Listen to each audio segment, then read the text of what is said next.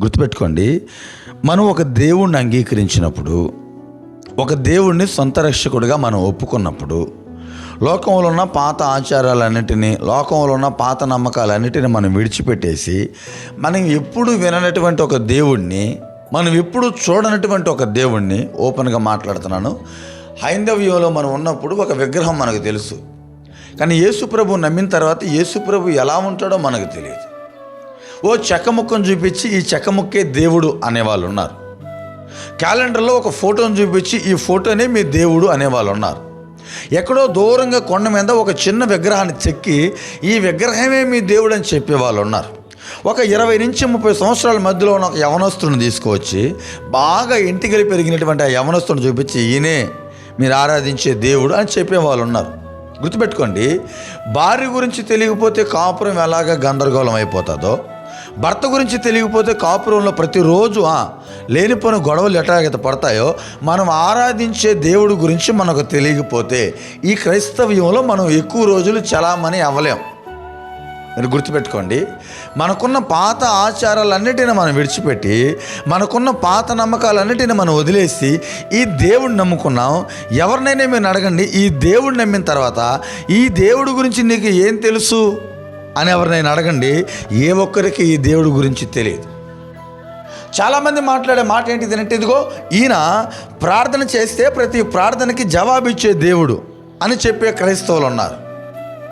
ఈయన మనుషులని ప్రేమించే దేవుడు అని చెప్పేవాళ్ళు ఉన్నారు.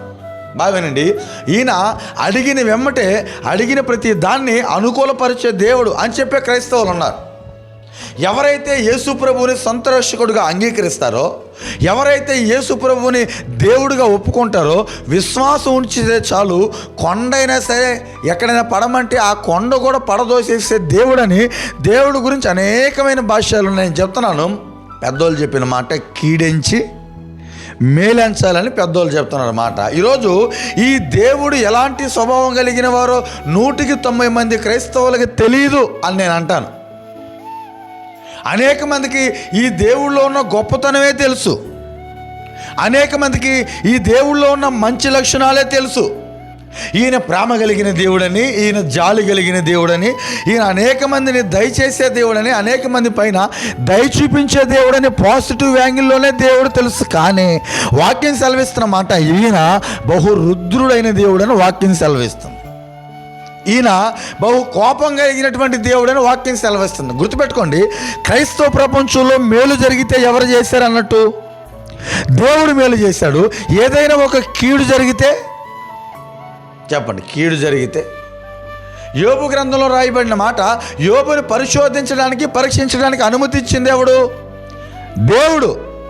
నేను అడుగుతున్నాను, దేవుని యొక్క ప్రమేయం లేకుండా ఏ ఒక్క సాతాను శక్తులు కూడా విశ్వాస జీవితంలోకి రావు అని వాక్యం సెలవిస్తే, ప్రతి చిన్న చిన్న ఇబ్బందిని సరాసరి సాతానే వచ్చిందని చెప్తున్నారంటే చెప్పే వాళ్ళకి అవగాహన లేదు, వినేవాళ్ళకి అవగాహన. నేను మాట్లాడుతున్నాను, నీ ఇంట్లో అప్పులు వచ్చి పస్తులతో ఉన్నా దేవుడికి తెలియకుండా నీ ఇంట్లోకి పస్తు రాదు. నీ ఇంట్లో నీ బిడ్డలకి ఏదైనా అనారోగ్య సమస్య వచ్చినా దేవుడు అనేవాడు దాన్ని అనుమతించకపోతే నీ జీవితంలో ఏది రాదు. మత్తయి సువార్తలో రాయబడిన వాక్యం, మీ వెంట్రుకలు లెక్కింపబడి ఉన్నాయి. బావేనండి, మన తల వెంట్రుకలే లెక్కించగలిగినటువంటి దేవుడికి ఆయనకి తెలియకుండా నీ జీవితంలోకి ఏదైనా ఒక సమస్య వచ్చిద్దా? ఆయనకి తెలియకుండా నా జీవితంలో ఏ విధమైన విపత్తులు వస్తాయి? ఏం రావు. జ్వరం రావాలన్నా నేను ఓపెన్గా మాట్లాడతాను, మన శరీరంలో ఎప్పుడు మనం యూరిన్కి వెళ్తామో కూడా దేవుడికి తెలుసట. ఆయన అంత పర్టికులర్గా పట్టించుకున్నటువంటి దేవుడు. అనేక మంది ఎందుకు మేలు జరిగితే దేవుడు చేస్తాడు, కీడు జరిగితే సాతాను చేశాడు అన్నారంటే వారికి దేవుడు గురించి తెలియదు. మనం ఆరాధించే దేవుడు ప్రేమ కలిగిన దేవుడు, మనం ఆరాధించే దేవుడు దయ కలిగిన దేవుడు, ఆయన కృప కలిగిన దేవుడనే చెప్తున్నారు తప్ప ఆయన లక్షణాలు అనేక మందికి దాపెట్టేస్తున్నారు. నేను అడుగుతున్నానండి, ఒక మనిషిలో పాజిటివ్ యాంగిల్నే మనం చూస్తూ చూస్తూ చూస్తూ పెరిగామనుకోండి, ఎప్పుడైనా వారిలో ఉన్న నెగిటివ్ మనకు తెలిస్తే ఆ కాపురాలు గల్లంత అయిపోతాయా లేవా? చెప్పండి. పెళ్లి కాకముందు, పెళ్లి చూపులు అయిన తర్వాత, ఎంగేజ్మెంట్కి మధ్యలోనో అబ్బాయి ఏం చెప్తాడంటే, నాకు ఏం అలవాట్లు లేవు, నేను చాలా బుద్ధిగా బతికాను, నేను చాలా భక్తిగా పెరిగానని ఉన్నటువంటి అలవాట్లన్నిటిని దాపెట్టి పెళ్లి చేసుకుంటున్నాడు. కొన్ని సంవత్సరాలు అయిన తర్వాత అలవాట్లనే తెలిస్తే ఆ అలవాట్లు ఉన్నాయని డైవర్స్ తీసుకున్న వారు ఉన్నారు. చెప్పు, ఉన్నారా లేరా? దేనికి? పెళ్ళికి ముందు ఉన్నటువంటి అలవాట్లు మాకు దాపెట్టి పెళ్లి చేసుకున్నాడు, మమ్మల్ని మోసం చేశారని అనేక మంది కాపురాలని తెగదెంపులు చేసుకుని వెళ్ళిపోతున్నారు. చెప్పండి, ఒక మనిషిలో ముందు మనం ఏం ఎతకాలి? కీడు. వాడు ఎలాంటి వ్యక్తిత్వం కలిగిన వాడని ఎతకాలి. అదేవిధంగా ఒక దేవుడిని మనం అంగీకరిస్తున్నప్పుడు ఆయన ఎంత మంచివాడో తెలుసుకున్నాం. ఇదివరకు ఆయన ఎలాంటి స్వభావం కలిగిన వాడో తెలుసుకోవాలి మనం. ఆయన మంచివాడు మంచివాడు మంచివాడు మంచివాడనే వెంబడించామనుకో, ఏదైనా ఒక కీడు మన జీవితంలోకి వస్తే ఈ దేవుణ్ణి వదిలేస్తామా వదిలేయమా?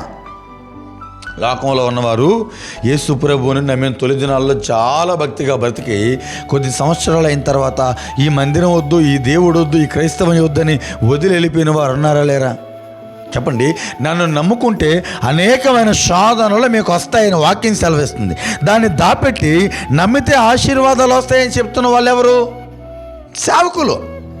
నన్ను నమ్ముకుంటే మీ ఇంట్లో ఉన్నటువంటి వారే మిమ్మల్ని అవమానపరుస్తారు. నన్ను నమ్ముకుంటే నీ గ్రామంలో ఉన్నవారే నిన్ను హేళన చేస్తారని వాక్యం సెలవిస్తే ఆ మాటలు దాపెట్టి కేవలం ప్రాస్పరిటీని మాత్రమే చెప్తున్నారు సంఘం.